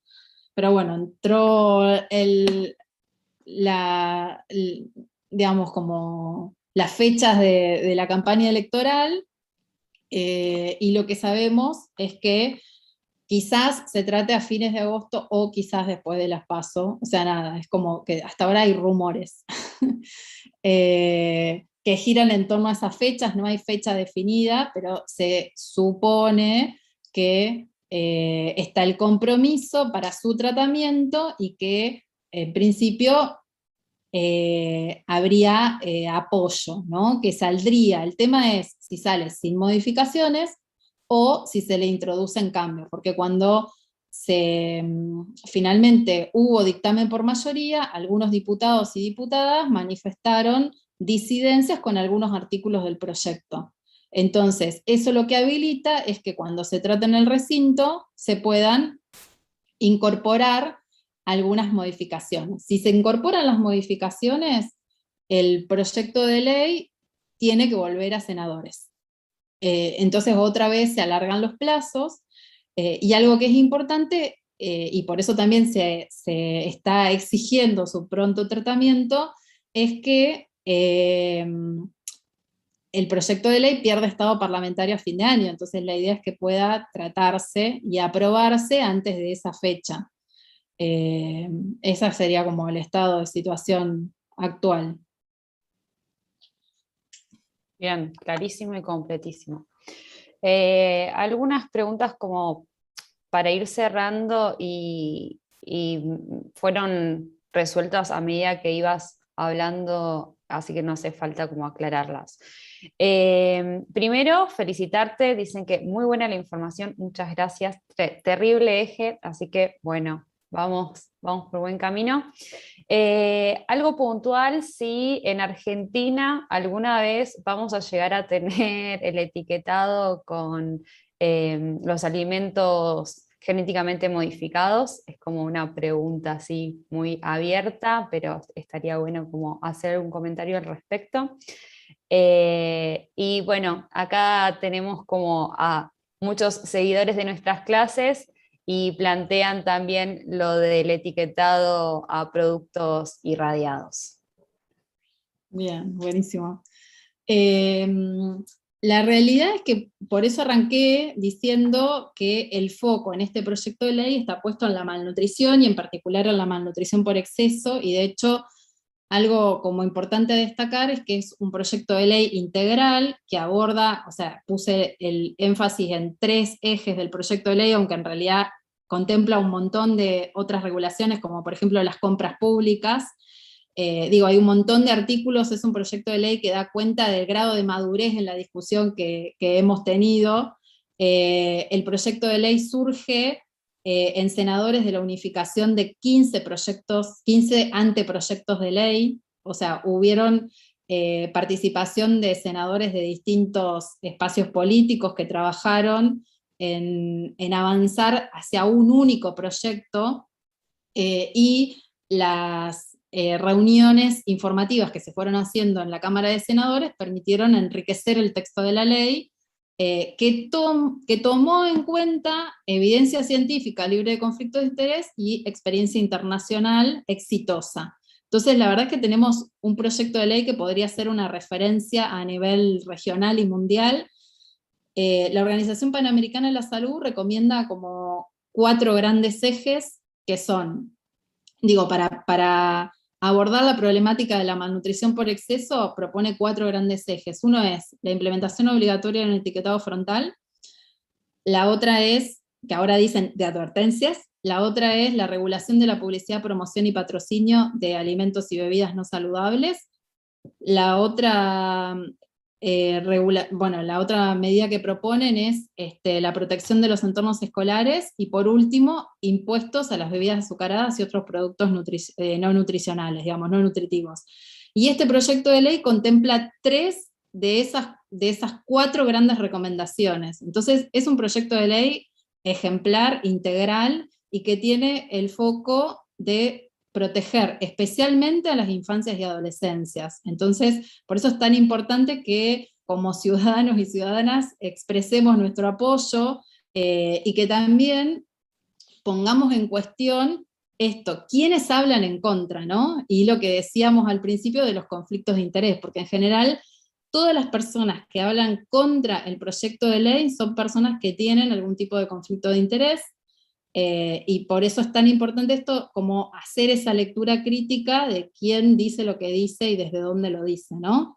Y una aclaración, que acá veo una de las preguntas que preguntan si el modelo de OPS habla de exceso en calorías. No, el modelo de perfil de nutrientes de la Organización Panamericana de la Salud no establece un punto de corte para calorías. Todos los puntos de corte son para nutrientes, y también recomienda, que se advierta respecto al contenido de edulcorantes, y por eso en el proyecto de ley no está definido, lo que dice que eso lo tiene que definir la autoridad de aplicación, que tampoco está definida cuál es la autoridad de aplicación, ¿no? Pero no, el proyecto de OPS no plantea un punto de corte para calorías. Por ahí, para agregar, André, ahí enganchado con lo que decís de quién dice lo que dice, desde la Federación Argentina de Grados en Nutrición, también hemos trabajado, y por ahí para dejarlo como antecedente, esto de que muchas veces la industria impone a sus voceros y las investigaciones que se realizan como conflicto de interés, puestas en los medios. Entonces, lo que aparece en los grandes medios, en los diarios, no sé, este fin de semana volvimos a tener una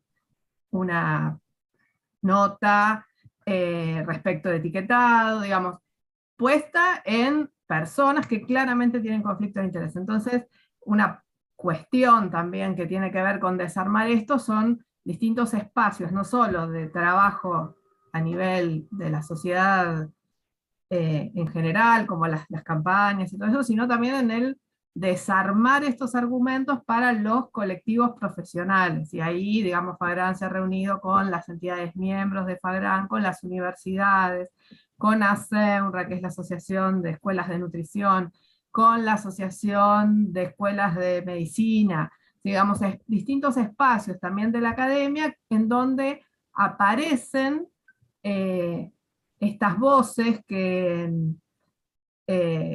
digamos, como las voces únicas en tal caso, porque son las que son financiadas. Entonces aparece un evento financiado por puesto en tal espacio. Una nota, bueno, lo que estábamos diciendo, y cómo cuesta ir armando como el espacio de discusión y correr esas cosas que se producen con conflicto de interés, correrlas o poner en evidencia. Esto, digamos, el trabajo de mucho tiempo, también de preguntarles cuál es la revisión de pares que han tenido esos trabajos que dicen haber hecho, digo, muchos de estos voceros, ¿no? Porque argumentan, ¿no? Porque tenemos un trabajo de investigación hecho, y después cuando uno va a mirar el trabajo tiene 5 casos en una sola localidad, o 27 casos en una localidad, muy escasa la muestra, y cuando uno va a ver quién lo financió, y bueno, lo financió la fundación tal empresa, la fundación de tal empresa, la fundación de tal empresa. Y no está publicado en ningún lado, no pasó por la revisión de pares de ninguna revista científica, no pasó por ningún congreso, no pasó por el filtro que significa que otros pares discutan el trabajo de investigación, la estructura que tiene, la validez, etc. Entonces es como bien importante como el trabajo de ir desarmando no solo los argumentos y haciendo esta masa de gente de la población convencida de que este es el mejor sistema, sino también exponer estas dificultades que tiene la investigación con conflicto de interés y el acceso que tienen a los medios de comunicación, que es, digamos, como lo que estamos viendo, no sé, muy seguido esta última semana con bastante fuerza también. Y la importancia también de dar este tipo de discusiones, como problematizar conflictos de interés, que es algo que aún al día de hoy sigue teniendo como varios desafíos, porque o sea, por ejemplo, la FAGRAN, la Federación Argentina de Grados de Nutrición, se declaró sin conflicto de interés, o sea, si bien no venía recibiendo financiamiento desde 2016, se declaró sin conflicto de interés en 2019, bueno,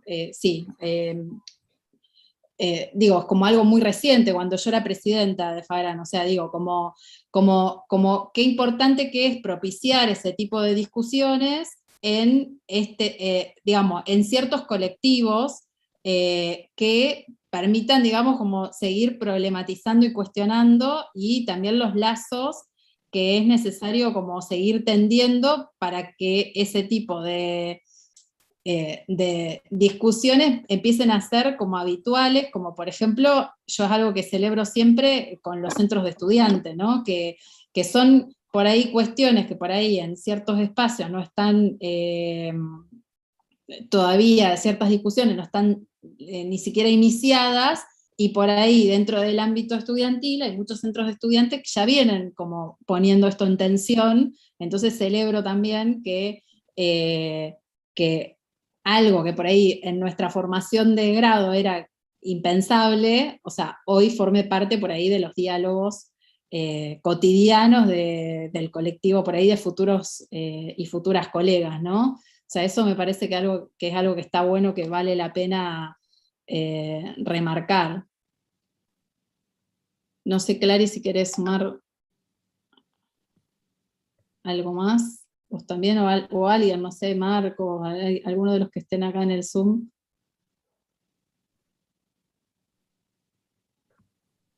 Ahí estaba mirando si había...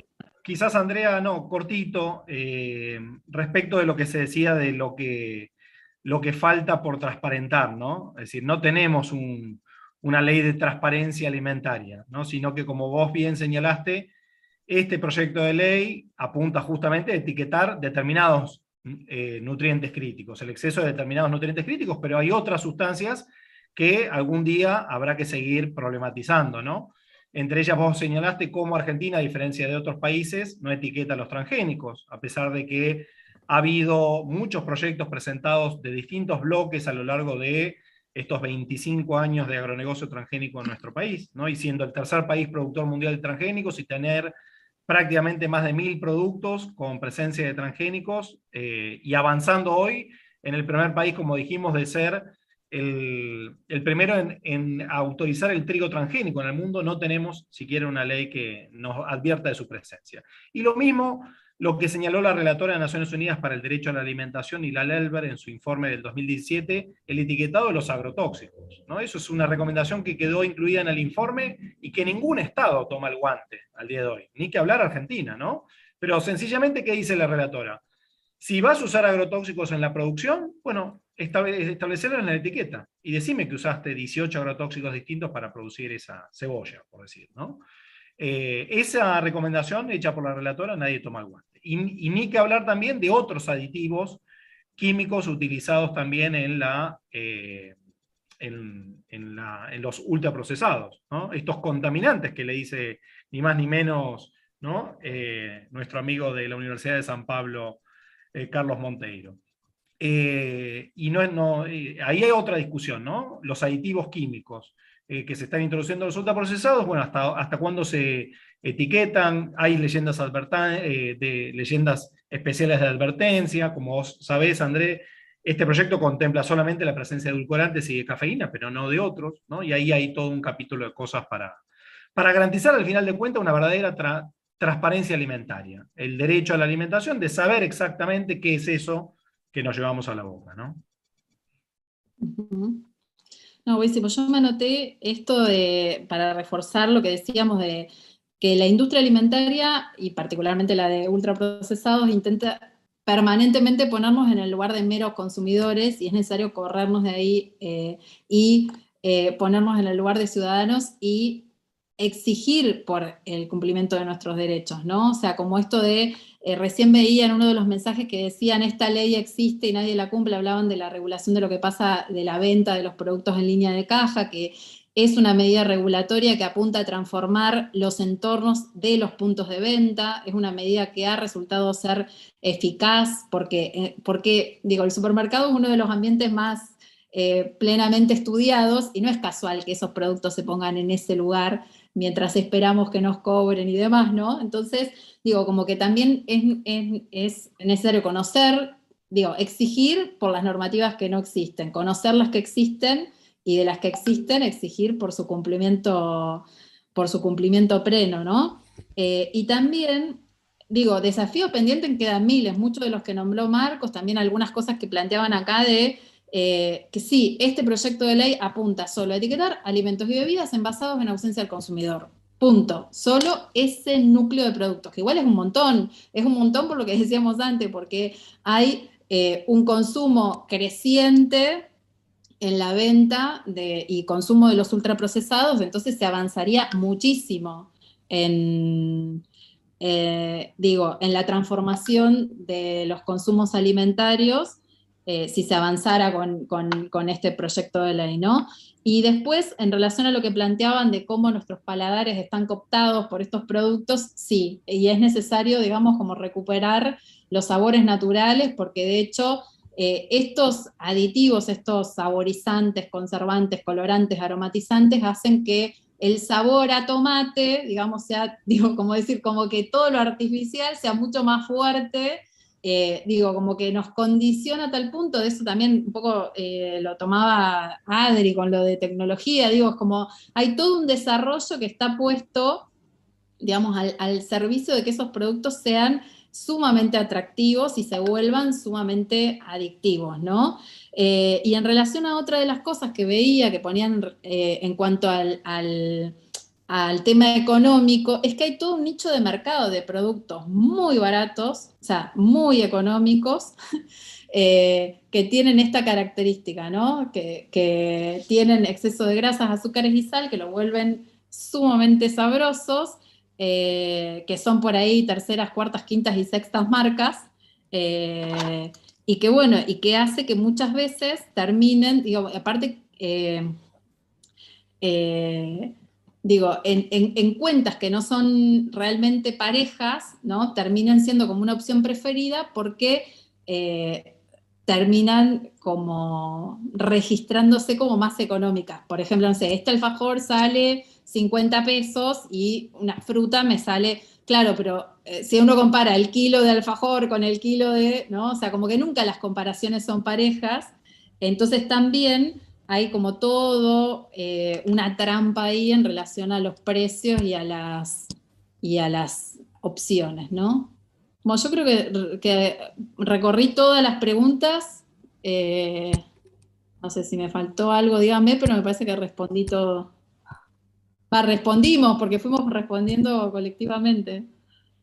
Adela tiene una pregunta. No es una pregunta. En realidad quería sumarme a esto que estabas diciendo acerca de la palatividad y de los niños, porque a mí me parece que esa población es fundamental, porque no conocen los sabores originales y de repente hay muchos chicos que la única forma en que identifican y comen el pollo son las patitas de pollo, que son los ultraprocesados, y el pollo que no sea ultraprocesado no les gusta o no los comen. Entonces me parece que el trabajo fundamental en reeducar un poco la posibilidad de volver a conectar con gustos originales, me parece que es crucial para que otra población elija distinto, ¿no?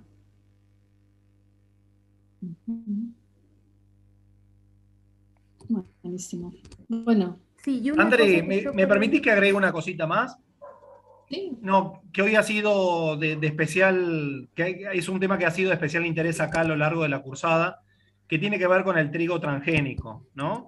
Y recordar que hoy, bueno, en realidad ayer comenzó a nivel nacional un panazo organizado por una plataforma socioambiental, nucleada por varias organizaciones de las cuales la cátedra es parte, justamente para denunciar públicamente este rechazo a la liberación del evento de trigo transgénico, ¿no? Entonces, a lo largo y ancho del país, esta semana van a tener lugar distintos panazos, tortafritazos, ¿no?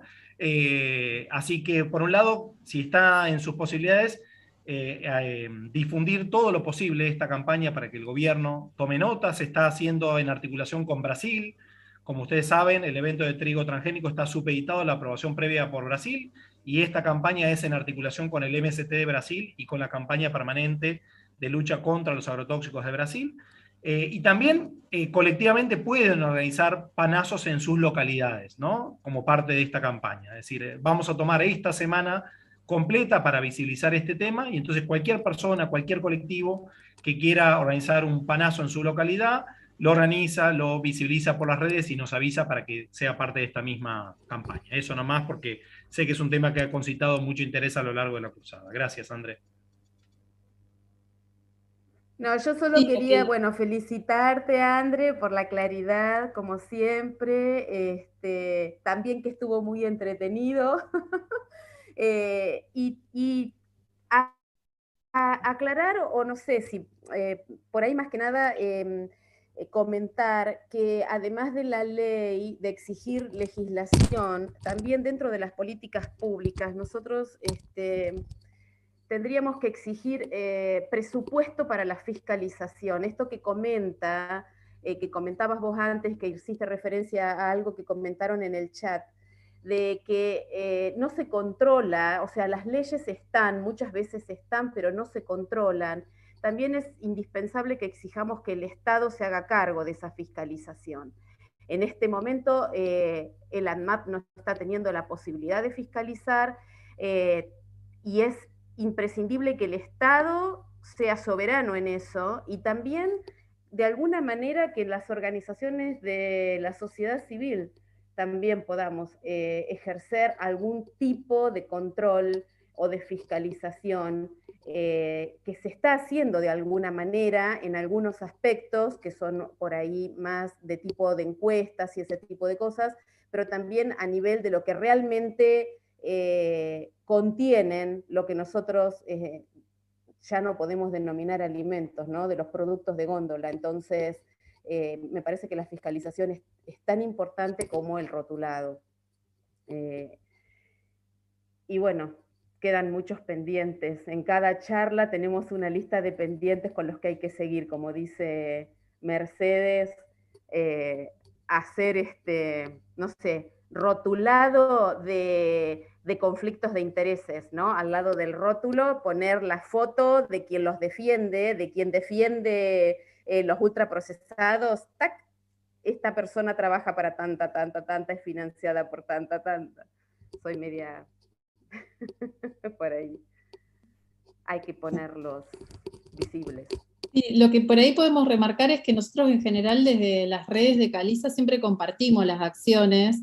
Cuando se hacen acciones especiales, por ejemplo las que se hicieron en vía pública, digo, como acá somos una red de actores, yo fui nombrando varias organizaciones, Caliza está participando de esas actividades, y en general las difundimos por las redes sociales de Caliza, y si no también pueden entrar a las que les fui nombrando, ¿no? Que les nombré las 5 que están ahí en etiquetadoclaro.org, más Consciente Colectivo, más Proyectos Squatters. Ahí también siempre se van compartiendo como acciones específicas a las que se pueden ir sumando.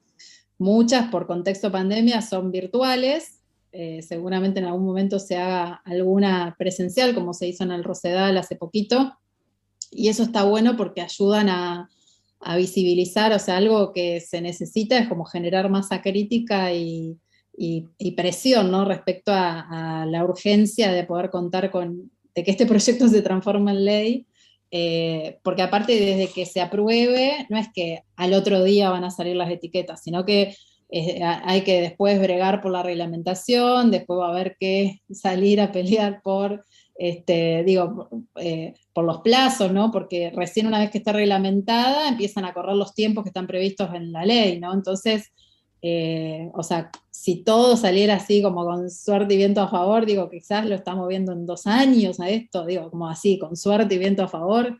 Entonces, por eso es tan importante meter presión ahora, porque cada día que pasa es un día que más de 600 personas mueren por enfermedades no transmisibles, ¿no? Entonces, digo, es algo que es urgente, como decíamos, principal causa de enfermedad y muerte en nuestro país, así que es necesario avanzar con este tipo de políticas que permiten no traer la solución, porque como decíamos, no hay, acá los problemas complejos nunca tienen soluciones simples, no hay balas de plata, esto es una política que permite poder comenzar a avanzar.